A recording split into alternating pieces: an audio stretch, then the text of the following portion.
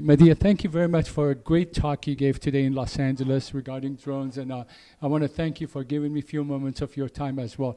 I think one of the things that most people want to know, how do these drones work? Well, what's important to understand is that drones, there are all kinds of drones. There are tiny little drones that look like wasps. There are drones that look like hummingbirds. There's drones that can be put in a soldier's backpack. There's big drones, and they all work remotely.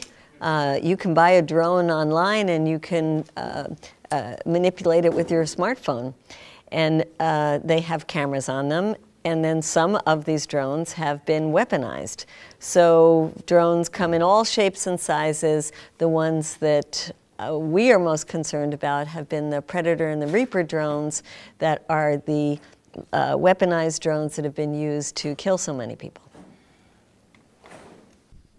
So I want to see if we can bring American foreign policy, American empire, into this drone conversation. Can you elaborate on how do they go hand in hand? Well, in some sense, this is just one more weapon in the arsenal of an empire. If it weren't drones, it would be something else. And we have an empire that continues to have over 800 military bases overseas. We have an empire that continues to make enemies around the world by trying to control their lands, control their resources. And drones actually make it easier in some ways to do that, because you don't even need the permission from a country, like in the case of Pakistan, to go in and use a drone, because there's no pilot that's going to get captured if the plane is shot down. There's no uproar about having the evidence that this is coming from the United States. This is all done in secret, so it's a way to keep the empire going without the American people really knowing what's happening, with covert operations, and a cheaper way of doing it than the old-fashioned way of sending in 100,000 troops. In your talk, you spoke about a blowback. Can you elaborate on that one? What does it mean, blowback, and the consequences of drones? Blowback means that your policies are going to have some negative consequences, and we have seen this in so many different ways. Already there was a young man in the United States who got some model airplane and turned them into drones and wanted to fly them into the Pentagon. There was also another man who wanted to blow up explosives in the middle of Times Square, and when asked why, he said it was because we were blowing up women and children with our drones.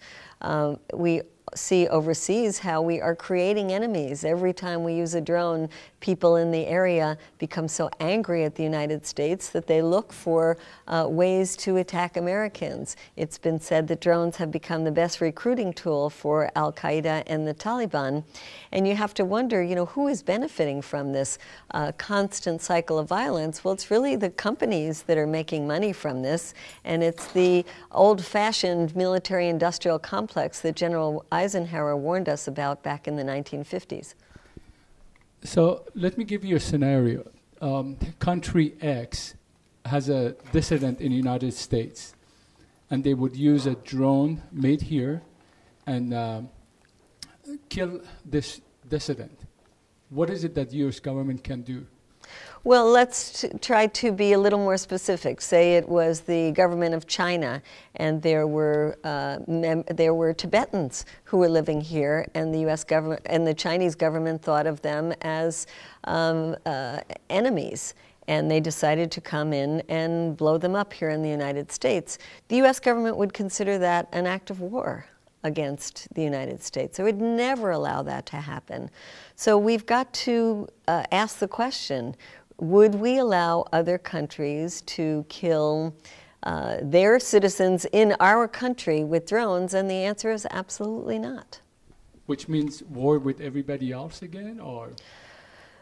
I think the U.S. would retaliate against any country that did that. But since we are spreading this technology all over the world, that is bound to happen. Whether it's going to happen here in the United States, where countries know that there would be a big price to pay, is questionable, but it might happen in other countries that don't have such a strong military. And what kind of world do we want to live in? We are sending out a message that it's a world of chaos and lawlessness, and I think we are going to reap that. Are there any international laws against using drones?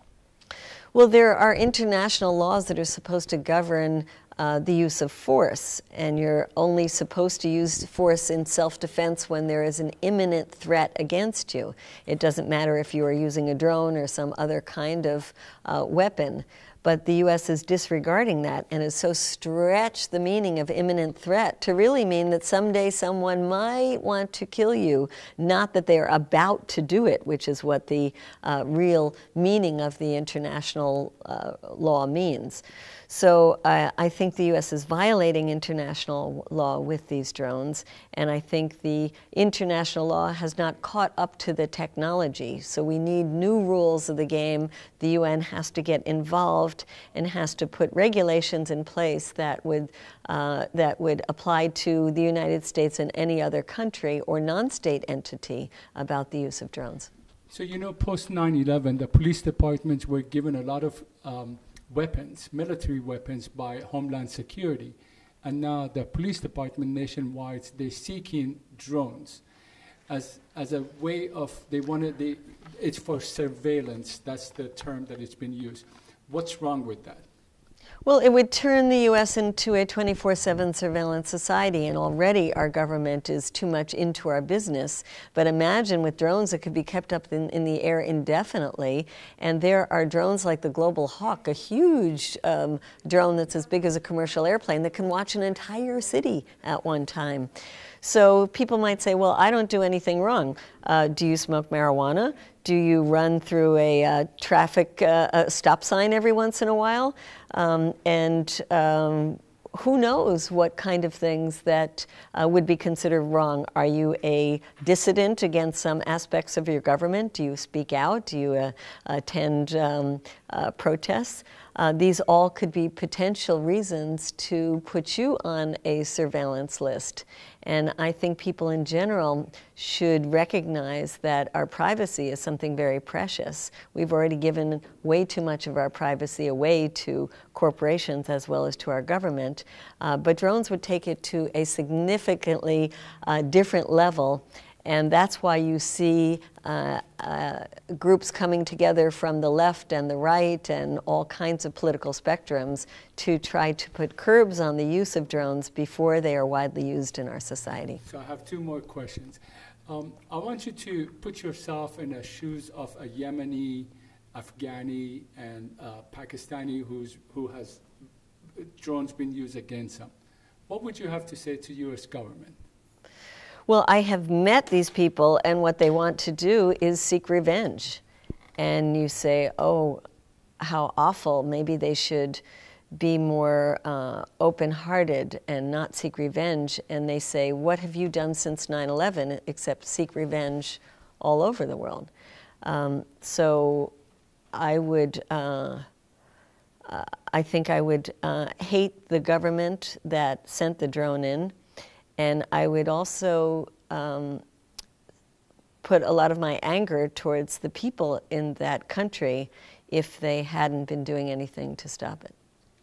So I'm pretty sure I haven't asked you all the good questions, and please tell us anything you would like to add to the conversation. Well, I think Americans are starting to wake up a bit from this pro-drone cheerleading that we saw a year ago, where 83% of Americans in one poll said they thought it was fine to use drones against terrorist suspects, and now we see that dropping down into maybe about 60%. That's progress. What we have to do is keep educating Americans to say that these weapons are not precise like we've been told. They are not cheap in the larger sense, and they are not productive in the sense of making us safer. In fact, they're making us less safe.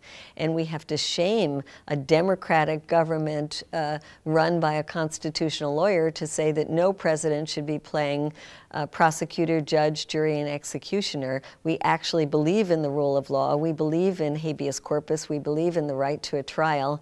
We believe in giving people a chance to surrender.